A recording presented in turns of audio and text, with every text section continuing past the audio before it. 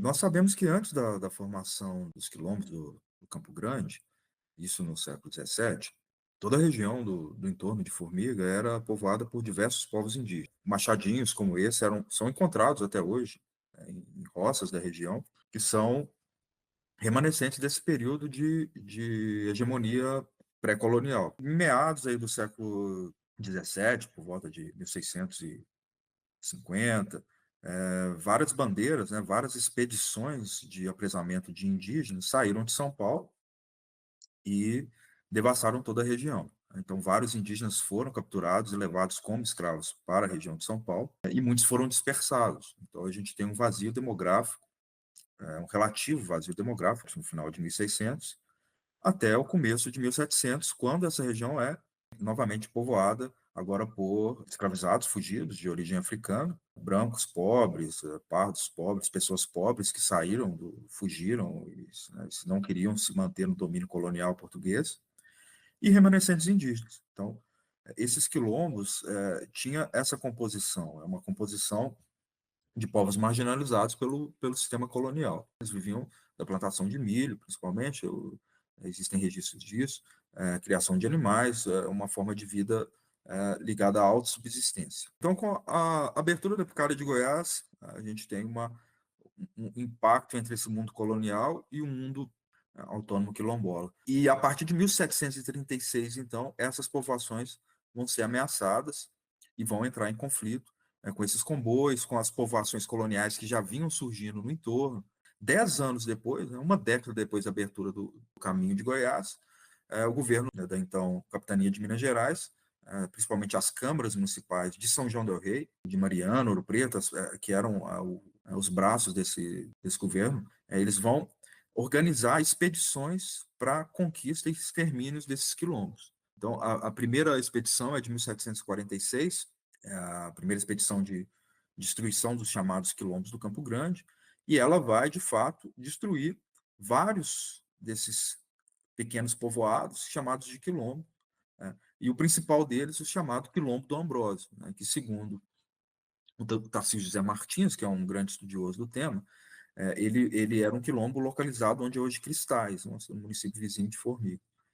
Esse quilombo do Ambrósio, ele é muito citado, porque o Ambrósio vai ser um dos principais representantes dos quilombolas, então os outros núcleos vão identificar nele uma pessoa de resistência aos ataques. Nós não temos muitas informações sobre isso, temos só informações, a maioria delas vem dos próprios colonizadores, né, os relatos, as cartas, os mapas que foram feitos desse processo de destruição dos quilombos. E o Ambrósio, inclusive, existem referências a que ele era conhecido como Rei Ambrósio, né, que seria alguém que teria essa capacidade de aglutinar vários outros quilombolas no seu entorno. O quilombo dele vai ser destruído em 46 e é aí que surge a primeira grande destruição dos quilombos do entorno do que é hoje Formiga, Oliveira, esse oeste de Minas, né, onde se passava a picada de Goiás, né. E é nesse momento que surge também dois lugares que estão até hoje em Formiga com nomes que remetem ao Quilombo do Ambrósio, que é o Quilombo do bairro do Quilombo hoje em Formiga. Essa povoação do Quilombo que existia ali, ela é citada numa carta do governador da Capitania de Minas como um pequeno quilombo, né, de cento e tantos negros, e que esse quilombo se defendeu do ataque de 1746, construindo um palanque, uma forma de fortificação, talvez de inspiração angolana, que se construiu no Morro das Balas, né? O Morro das Balas está próximo do Córrego do Quilombo, ele está na divisa ali, indo mais para Arcos, né? E o Quilombo está onde hoje, seria onde ali para trás do Poço Santa Cruz hoje, né? Então esses quilombolas saíram da sua povoação, né, no entorno do córrego, onde era mais fácil plantar, enfim, né, talvez uma topografia melhor, e foram para o alto, onde eles conseguiam ver à distância os inimigos vindo, o ataque colonial, e construíram um palanque. Mas só que esse quilombo caiu, é claro, né, sobre a força e o impacto do poder colonial, era muito difícil resistir. A gente vai ter outras expedições para conseguir, né, o domínio colonial do oeste de Minas. Nesse período, nós temos, então, de 1746 até 1769, uma coexistência aí, então, de colonos. É importante destacar que é possível que tenha existido comércio entre colonizadores e os próprios quilombos, né? Então existem várias formas de inter-relação entre eles, mas o projeto colonizador vai requerer cada vez mais espaço, né? É exatamente nesse momento, né, por volta de 1750 e 60, que o ouro de aluvião, o ouro superficial, vai acabando na região central de Minas. Muita gente que ganhou dinheiro na região central, filhos, né, de grandes mineradores fazendeiros, vão buscar terras no oeste de Minas, nas fronteiras antes não colonizadas. E a figura central para entender na região de Formiga essa pressão é o mestre de campo Inácio Corrêa Pamplona. Em 1769, ele vai organizar uma expedição saindo de São João del Rei, uma grande expedição. Então, a gente tem mais de 20 anos depois do primeiro ataque. O interessante dessa jornada do Inácio Corrêa Pamplona é que ele vai desenhar como era, né, estimar a população dessas várias localidades que foram destruídas anteriormente nas expedições anteriores. Ele vai produzir um grande mapa, né, o chamado o mapa da conquista do Campo Grande, e ele localiza os quilombos. Ele é muito interessante por causa disso, né, alguns desses quilombos. E, além disso, ele tem croquis com representações espaciais de como eram esses quilombos. Como se dá a história da povoação do oeste de Minas Gerais?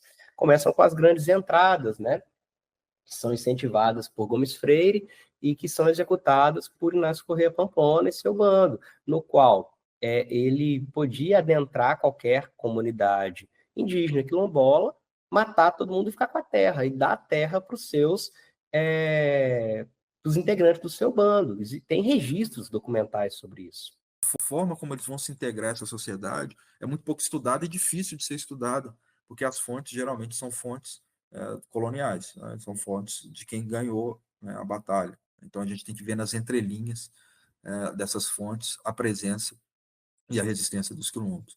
A história do povo, como é que foi subalternizado em Formiga, ela ainda precisa ser contada. A gente vê hinos municipais que cantam a ideia das Sesmarias, né? A gente tem Cláudio, que é aí pertinho, que vai falar que entre os montes volteiros, sesmeiros sonharam, como se fosse uma coisa muito linda essa doação de terra para os sesmeiros.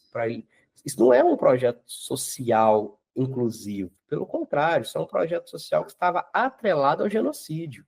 Mas dá para se ver, né, de 1700, 710 até 1775, 65, a gente tem aí pelo menos 50 anos de domínio desses quilombos, né, que viveram uma relativamente paz e uma autossuficiência até a chegada dos colonizadores, que vão entrar em conflito com eles aí. Extremamente fácil identificar a contribuição da cultura negra, do povo negro, na cultura. Não só em Formiga, mas no Brasil. Se a gente pegar o canto popular brasileiro, o queridíssimo pesquisador Ricardo Alexandre de Freitas Lima, professor de canto aqui da Universidade Federal do Rio Grande do Norte, ele fala o canto popular brasileiro, ele é negro. Ele tem uma influência negra enorme.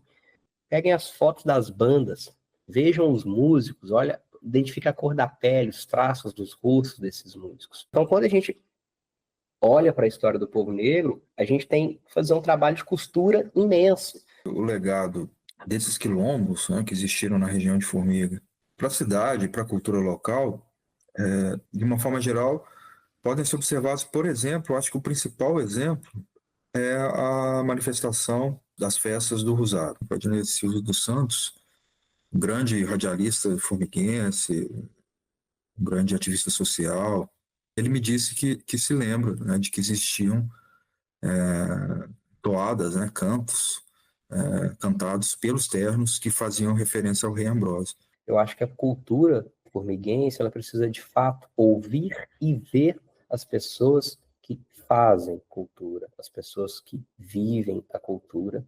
E quando olho para a Formiga, eu ainda vejo que existe um caminho cultural grande a ser percorrido.